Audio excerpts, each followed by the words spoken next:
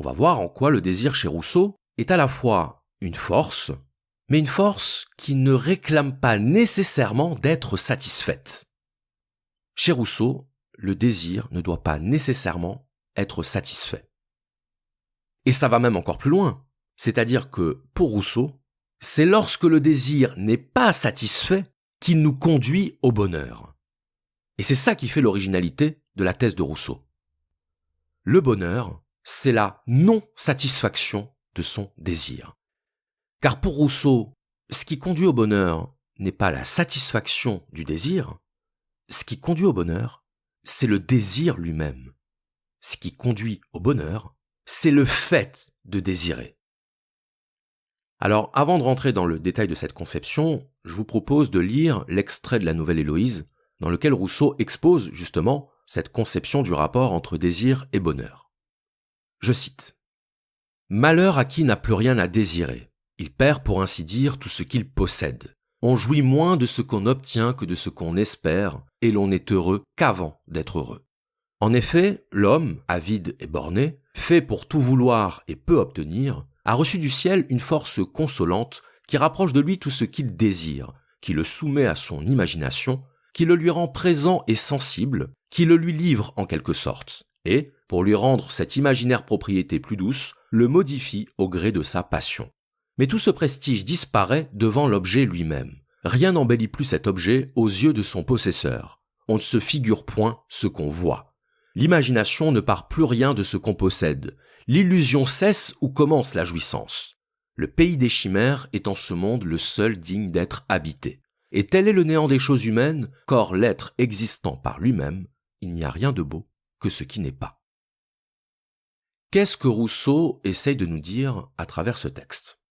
Il essaye de nous dire quelque chose d'extrêmement simple. C'est que lorsqu'on désire quelque chose, lorsqu'on désire quelqu'un, on ne désire pas ce quelque chose et on ne désire pas ce quelqu'un. Ce qu'on désire, c'est la représentation que l'on s'en fait. Rousseau nous dit que dans tout désir, il y a une part d'imagination. On imagine l'objet davantage qu'on ne le perçoit. Autrement dit, on désire quelque chose sans forcément le connaître, comme on peut désirer un plat sans forcément savoir quel goût il a. Ce qui veut bien dire que votre perception a fait naître en vous une image de la chose, une représentation sur laquelle va naître votre désir. Mais votre désir ne va pas naître d'une connaissance réelle de la chose. Maintenant, appliquons ça au désir envers un autre être humain, au désir que l'on peut éprouver pour une personne. Désirer quelqu'un, désirer avoir une relation sexuelle avec cette personne, désirer passer du temps avec elle, partager une relation intime, dans tous les cas, il y a l'idée d'une attirance. Le désir pour une personne, c'est l'attirance pour cette personne. L'attirance, l'attraction, c'est ce qui nous tire vers l'objet. Et vous voyez que là encore, on utilise un mot issu du champ lexical de la physique. L'objet agit sur nous comme un aimant. Et l'amant est un aimant. Mais ce qui nous attire chez la personne, c'est d'abord ce que l'on perçoit d'elle et ce que notre imagination va construire à partir de cette perception. C'est-à-dire que ce n'est jamais la perception seule qui alimente notre désir. Notre désir est alimenté par l'imagination, c'est-à-dire par le prolongement de la perception par notre imagination. L'imagination, c'est-à-dire littéralement le fait de se forger une image. Une image par opposition à la réalité. On retrouve ici l'idée platonicienne du simulacre, de l'illusion, du fantasme. Nous désirons chez l'autre l'objet de notre fantasme. Nous désirons chez l'autre les qualités que nous lui prêtons par notre imagination. Et donc ce que nous dit Rousseau, c'est que quand on désire quelqu'un, on ne désire pas quelqu'un. On désire la projection qu'on se fait de cette personne. On ne désire pas quelqu'un, on désire la représentation qu'on s'en fait. Dans son texte, Rousseau décrit l'imagination comme une force consolante. Il faut bien comprendre ce que ça veut dire, une force consolante. Une force consolante, c'est la faculté que nous avons d'adapter notre perception de la réalité à ce que nous voudrions qu'elle soit. Si vous préférez, c'est agréable de se représenter les choses telles que nous voudrions qu'elles soient. Et c'est parce que c'est agréable que nous avons tous cette tendance à voir dans les choses ce que nous voudrions y voir, à projeter dans l'autre ce que nous voudrions que l'autre soit. Et ce faisant, nous augmentons notre désir. En réalité, ce n'est pas l'autre qui fait naître le désir en nous, c'est nous qui utilisons l'autre comme moyen d'alimenter notre désir. Mais l'autre n'est qu'un support de notre désir imaginaire. L'autre n'est qu'une occasion que nous trouvons pour projeter sur lui ce que nous voulons. C'est ça le propre du désir, la projection de soi dans l'autre. On ne désire pas l'autre, on désire soi dans l'autre. Donc vous voyez, il y a vraiment cette idée que tout désir est la construction d'une illusion. Et Rousseau ne le dénonce absolument pas. Au contraire, il ne le critique pas parce que pour lui, ça participe du processus d'embellissement. Ce processus d'embellissement par lequel on va amplifier les qualités de l'autre, on va parfois même les inventer, parce que ça va rendre notre désir plus agréable, ça va rendre nos pensées plus douces, et donc ça va faire de notre expérience du désir une expérience du bonheur. En embellissant l'objet de notre désir, on fait de notre désir un bonheur. C'est ça l'idée de Rousseau. Le désir nous conduit au bonheur parce qu'à travers le processus d'imagination, nous attribuons à la chose ou à la personne des qualités qu'elle n'a pas, nous la transfigurons selon notre idéal, et ainsi, nous sommes heureux. Nous pouvons la contempler. C'est ça que recherche le désir, la contemplation. La contemplation de l'être idéal.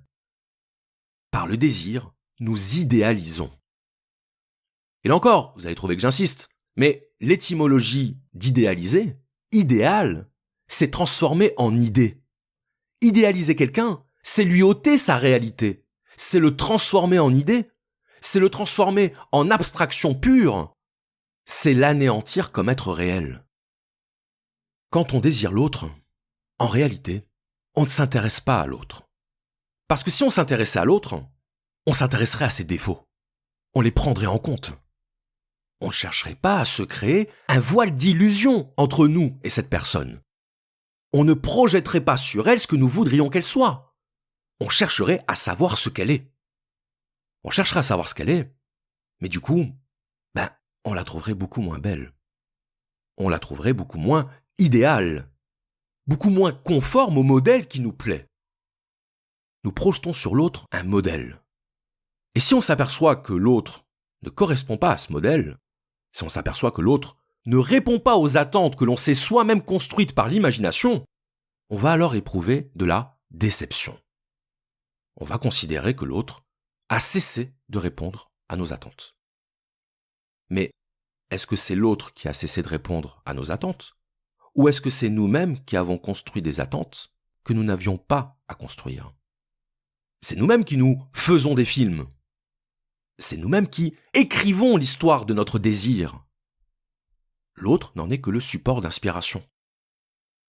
C'est vraiment très important de comprendre cette idée maîtresse de la conception du désir chez Rousseau, qui est que le désir, c'est notre tendance à plaquer sur l'objet, et en philosophie, lorsqu'on parle d'objet, on parle aussi bien de choses que de personnes, à plaquer sur l'objet des propriétés qui ne sont pas ses propriétés à elle, mais les nôtres.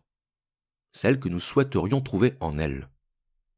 Et donc quand Rousseau écrit « tout ce prestige disparaît devant l'objet lui-même », il veut dire par là que lorsque nous sommes confrontés à la réalité, c'est à ce moment-là que le désir cesse. Et lorsque le désir cesse, le bonheur s'évanouit. Parce que nous ne trouvons plus dans l'objet ce qui nous a fait l'idéaliser. Et ce qui nous a fait l'idéaliser, c'est précisément le fait que nous ne le connaissions pas. Que nous ne le connaissions pas vraiment. Le désir, c'est le nuage d'illusions que nous formons à partir d'un objet qui nous inspire. Autrement dit, le désir se nourrit du vide. Le désir se nourrit de l'ignorance. C'est parce qu'on ignore ce qu'est la chose que l'on va combler cette ignorance par l'imagination. Et qu'on va naturellement combler ce vide par de la beauté et de l'idéal. Le désir, c'est l'expression de notre besoin d'idéal. Et c'est pour ça que Rousseau se refuse à condamner le désir. Parce qu'il n'y a pas à condamner la tendance des êtres humains à vouloir contempler le beau. C'est la beauté qui fait le sens de la vie. C'est la beauté qui fait la valeur de la vie. Malheur à qui n'a plus rien à désirer, malheur à qui ne cherche plus le beau. Malheur à qui renonce à l'idéal. Malheur à qui se satisfait de la réalité. Rousseau, dans ses textes, emprunte parfois des accents romantiques. C'est quelqu'un qui valorise énormément la recherche de l'absolu, le goût de l'infini, le dépassement permanent de ce qui est. C'est quelqu'un pour qui l'être humain possède une qualité qui le distingue des autres êtres de la nature. Cette qualité, c'est l'imagination dont s'abreuve le désir qui lui fait accéder à l'idéal. Et donc finalement, tel est le paradoxe que formule Rousseau à la fin de son texte, en disant que le pays des chimères est en ce monde le seul digne d'être habité. Le pays des chimères, c'est l'imagination, c'est le pays des illusions, c'est celui où l'impossible a sa place. Dans le pays des chimères, on n'exclut pas l'impossible, on n'exclut pas l'idéal. Au contraire, on s'assoit à sa table et on en partage les fruits. Le pays des chimères est en ce monde le seul digne d'être habité, et tel est le néant des choses humaines, qu'hors l'être existant par lui-même, il n'y a rien de beau que ce qui n'est pas. Tel est le paradoxe de l'existence, qu'en dehors de l'être que nous nous efforçons de rejoindre, qu'en dehors de cet absolu qui nous traverse et qui nous dépasse, il n'y a finalement rien de plus beau que ce qui n'existe que dans notre imagination.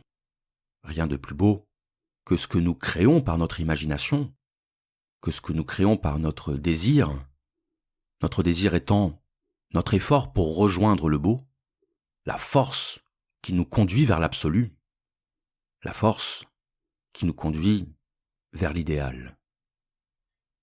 La seule chose qui soit aussi belle que l'être, c'est le non-être. C'est ce que nous faisons être, c'est ce qui n'a pas besoin d'exister pour être.